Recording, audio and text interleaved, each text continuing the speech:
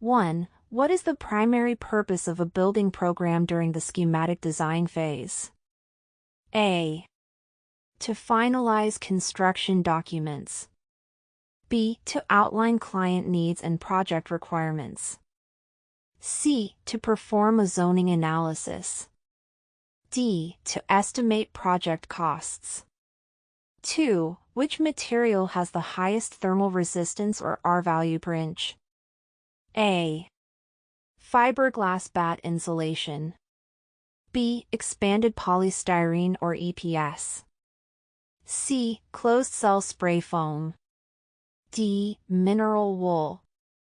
3. According to the ADA, what is the maximum allowable slope for a wheelchair ramp? A. 1:8. B. 110. C. 112. D. 116. 4. What is the term for the horizontal structural member that supports floor or ceiling loads? A. Beam. B. Joist. C. Column. D. Girder. 5. During the bidding phase, who is primarily responsible for answering bidder questions? A. Contractor.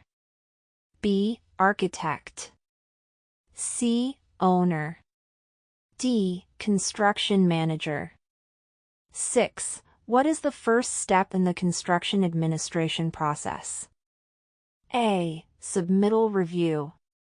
B. Issuance of a certificate of substantial completion. C. Pre-construction conference. D. Building permit application. 7. Which delivery method offers the most control for the owner over the design? A. Design bid build. B. Construction manager at risk or CMAR. C. Design build. D. Integrated project delivery or IPD. 8. In terms of site selection, which factor is most critical for minimizing environmental impact? A. Zoning compliance. B. Access to utilities. C. Proximity to wetlands. D. Soil bearing capacity. 9. What structural system is typically used for long-span commercial buildings? A. Reinforced concrete moment frame. B. Wood light frame construction. C. Steel space frame. D. Load-bearing masonry. 10. What standard governs fire resistance ratings for building materials? A. ASTM E119. B. ANSI A117.1. C. OSHRI 90.1. D. NFPA 70. 11. What phase involves final coordination between architectural, structural, and MEP drawings?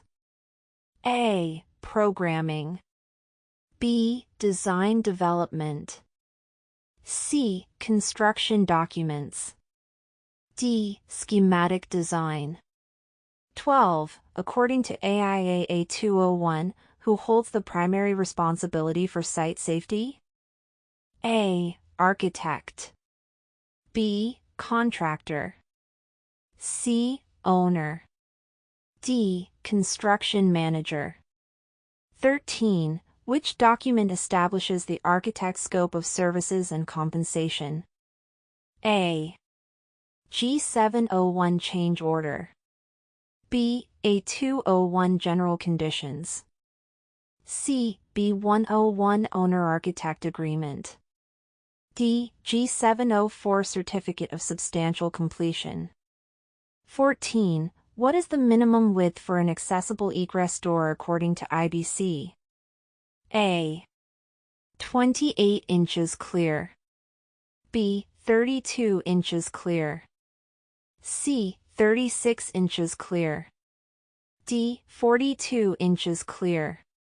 15. Which of the following is a zoning regulation rather than a building code requirement? A. Minimum number of parking spaces. B. Fire resistance rating of walls. C. Structural design load requirements. D. Means of egress standards. 16. Which project delivery method is typically the fastest for project completion? A. Design bid build. B. Construction manager as advisor. C. Design build. D. Owner build. 17. A soils report is most appropriately obtained during which phase? A. Programming. B. Schematic design. C. Design development. D. Pre-design. 18. Which HVAC system is most efficient for a small, single-tenant office building? A. Variable refrigerant flow. B. Packaged rooftop unit. C. Chilled water system. D. Evaporative cooler. 19. Which term describes the height limitation for structures established by zoning ordinances? A. Setback. B. Floor area ratio FAR. C. Building height restriction. D. Occupancy load. 20. What is the principal advantage of a green or vegetative roof? A. Reduces structural loads. B. Increases roof insulation value. C. Lowers upfront construction costs. D. Prevents water infiltration entirely. 21. What is a primary purpose of a punch list? A. List warranty repairs after project closeout. B. Identify incomplete or deficient work before final payment. C. Outline design deliverables. D. Establish the schedule for substantial completion. 22. Which of the following best describes a performance specification? A. Describes exact materials and installation methods. B. Outlines functional requirements without naming specific products. C. Limits contractor substitutions. D. Includes detailed drawings of construction assemblies. 23. Which organization publishes the Building Energy Code commonly adopted in the U.S.? A. NFPA. B. ANSI. C. ICC. D. OSHRI. 24. In sustainable design, what is daylighting? A. Use of solar panels for energy generation. B. Passive solar heating strategies. C. Optimizing interior lighting with natural sunlight. D. Reducing nighttime light pollution. 25. What legal doctrine protects architects from liability if a client fails to act on recommendations? A. Privity of contract. B. Standard of care. C. Duty to warn. D. Statute of limitations. NCARB.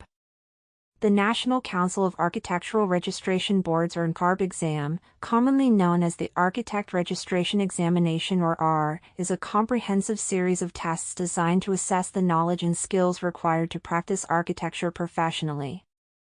The exam evaluates candidates across multiple domains including project management, site planning, building systems, construction documents, and professional practice. It is a critical component for licensure in the United States. The AR consists of various divisions that simulate real-world scenarios, ensuring that architects are prepared to handle all aspects of the profession. Successful completion demonstrates a candidate's competency and readiness to protect public health, safety, and welfare in architectural practice. Here are the top 5 beneficial uses of the NCARB exam. 1. Licensure requirement. The R is essential for obtaining architectural licensure in the United States, ensuring that professionals meet industry standards for competence, safety, and quality.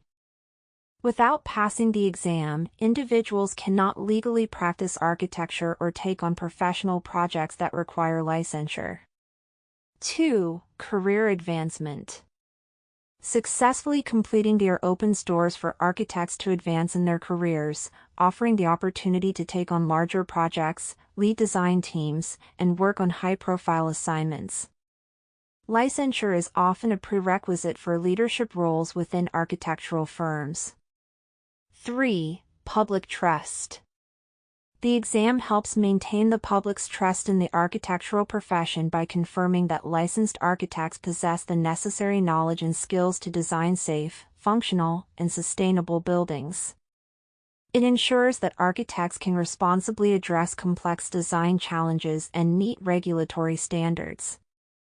4. Professional recognition. Passing the R boosts an architect's credibility and recognition within the industry. It validates an architect's expertise, helping to build a strong professional reputation and increasing job opportunities. 5. Continuing education. The R encourages lifelong learning and professional growth. Architects who take the exam and achieve licensure are motivated to stay up to date with evolving standards, codes, and technologies, fostering a culture of continuous improvement within the field.